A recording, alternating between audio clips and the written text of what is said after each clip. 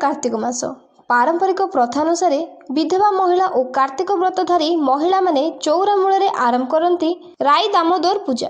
प्रातः उठी बारिक पाखरे नख कटाई शुद्ध स्नान करी ब्राह्मणों पाखरे पानी टेकी संकल्प करिथांती जेते बाधा विघ्न आसिले भी कार्तिक मास शेष होगा पर्यंत व्रत पालन करिवे।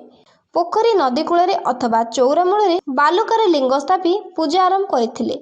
चौरा मूल पंचरंग मुरुज द्वारा राधाकृष्ण मूर्ति अंका जाए। लिया उखुड़ा नड़िया कदली और विभिन्न फलमूल एकत्र चकटी बटुला करी राधाकृष्ण और वृंदावती को भोग लगी कराए। समस्त विधवा महिला एकत्र भावे वृंदावती और राई दामोदर को वंदापना करिथांती। चौरा मूल कौड़ी खेल और दही गोलाई थांती। शेष में कार्तिक महात्म्य पुराण ब्राह्मणों ठारू शुणी थांती। भोग लगी होइथिबा चकटा प्रसाद को खाई थांती। घर को फेरी निजर हविषान्न रांधि भोजन करिथांती। संध्यारे चौरा मूल पुणी थरे चकटा भोग प्रस्तुत करी वृंदावती और आकाशदीप को लगी आकाशदीप को ऊपर को उठाई घर को फेरी थांती।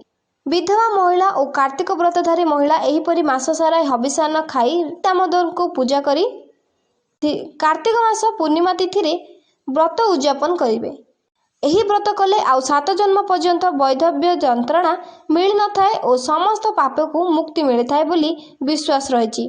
प्रतिवर्ष पुरी रे रही प्रदोषरु श्रीमंदिर जाई आरती को देखि थांती। मात्र 2 वर्ष हैला कोरोना कटकणा जोगु सरकार एही कार्यक्रम बंद रखिछंती। तेणु हबिसियाली माने ग्राम रे एकाठी होई पूजा अर्चना करुछंती।